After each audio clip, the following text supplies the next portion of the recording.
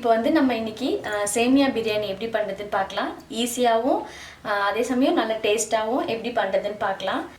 இப்போ வந்து நான் கடாய் வந்து சூடு பண்ணி வச்சுட்டேன். இப்போ வந்து நம்ம சேமியா பிரியாணி பண்ணுறதுக்கு கடாய் சூடாகிட்டு இருக்கு.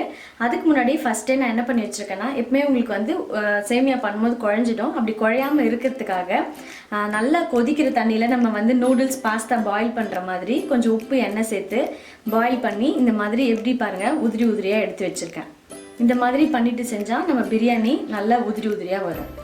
2 டேபிள் ஸ்பூன் அளவுக்கு நெய் ஊற்றிருக்கேன். நெய்யில் வந்து நம்ம பிரியாணிக்கு தாளிக்கிற எல்லா மசாலாவும் தாளிச்சிடலாம். மசாலாலாம் பொரிஞ்சதுக்கப்புறமா ஒரு பச்சை மிளகா, நல்லா நீட்டு பச்சை மிளகாவை 2ஆக கீறி வச்சுருக்கேன். அது கூட நம்ம வெங்காயம் சேர்த்துக்கலாம். இப்போ வந்து வெங்காயம் ஒரு பாதி அளவுக்கு வதக்கியாச்சு. இப்போ நம்ம இதுக்கு இஞ்சி பூண்டு பேஸ்ட் போட்டுடலாம். ஒரு 1/2 டேபிள் ஸ்பூன் அளவுக்கு இஞ்சி பூண்டு பேஸ்ட்டு.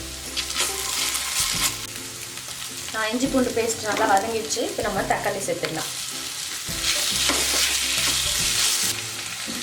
தக்காளி போட்டு தக்காளி வதங்கினதுக்கப்புறமா காய் சேர்த்துடலாம்.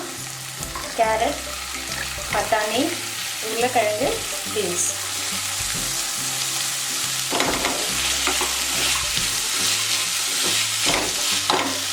காயெல்லாம் வதங்கினதுக்கப்புறம் இதுக்கு தேவையான மசாலா சேர்த்துக்கலாம். 1 டீஸ்பூன் அளவுக்கு தனி மிளகாய் தூள், மஞ்சத்தூள், 1 டீஸ்பூன் அளவுக்கு தனியா பொடி, 1/2 டீஸ்பூன் கரம் மசாலா. இது எல்லாத்தையும் சேர்த்து நல்லா வதக்கிடலாம். இப்போ வந்து மசாலா போட்டு நல்லா வதங்கினதுக்கப்புறமா 1 நிமிஷம் நல்லா வந்து வதக்கிட்டு ஒரு 2 டேபிள் ஸ்பூன் அளவுக்கு இதில் தயிர் சேர்த்துடலாம்.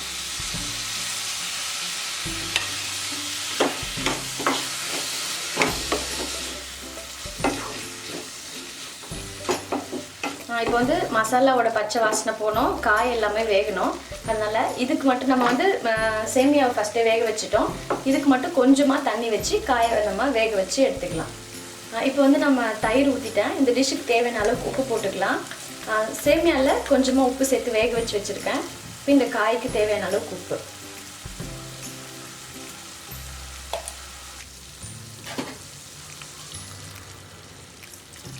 ஒரு 1/4 டம்ளர் அளவுக்கு தண்ணி போதும். இப்போ வந்து இது மூடி போட்டு மூடி வச்சிடலாம். காய் வெந்ததுக்கப்புறம் நம்ம சேமியா சேர்த்துடலாம். இப்போ வந்து நம்ம திறந்து பார்க்கலாம். காய் நல்லா வெந்துடுச்சு. கொஞ்சம் வந்து அந்த தண்ணி ஈரப்பதத்தோடு இருக்குது. இப்போ இதில் வந்து நம்ம சேமியா சேர்த்துடலாம். வேக வச்சு எடுத்து வச்ச சேமியாவை இது மாதிரி மேலே ஒரு லேயர் மாதிரி போட்டுக்கோங்க.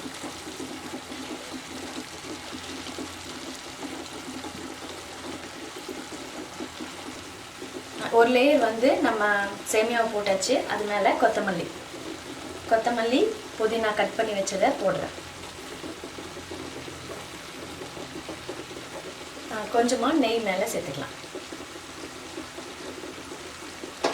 இப்போ இதை ஃபுல்லாக வந்து கேஸை சிம்மில் வச்சுட்டு இதை மூடி போட்டு மூடிடலாம். ஒரு 3 நிமிஷத்துலேருந்து 5 நிமிஷத்துக்குள்ளே இதே மாதிரி சிம்மில் வச்சு மூடி போட்டுடலாம். இது வந்து நல்லா தம்மில் வந்து அந்த மசாலா பூரா சேமியாவில் வந்துடும். இன்னொரு 5 நிமிஷத்தில் நம்ம பிரியாணி ரெடி ஆகிடும். இப்போ ஓப்பன் பண்ணியாச்சு. நம்ம சேமியா பிரியாணி சூப்பராக ரெடி ஆயிடுச்சு. சேமியா எப்படி தனித்தனியாக இருக்குது பாருங்கள். நீங்கள் இதே மாதிரி பாயில் பண்ணி போட்டிங்கன்னா குழையவே குழையாது, ரொம்பவே சூப்பராக இருக்கும். இது வந்து பிரேக்ஃபாஸ்ட்டுக்கும் செய்யலாம், லஞ்சுக்கு வந்து லஞ்சுக்கு பேக் பண்ணி கொடுத்தாலும் ரொம்பவே சூப்பராக இருக்கும். இப்போ நான் கேஸ் ஆஃப் பண்ணிடுறேன். நம்ம சேமியா பிரியாணி ரெடி. காட்டுமா?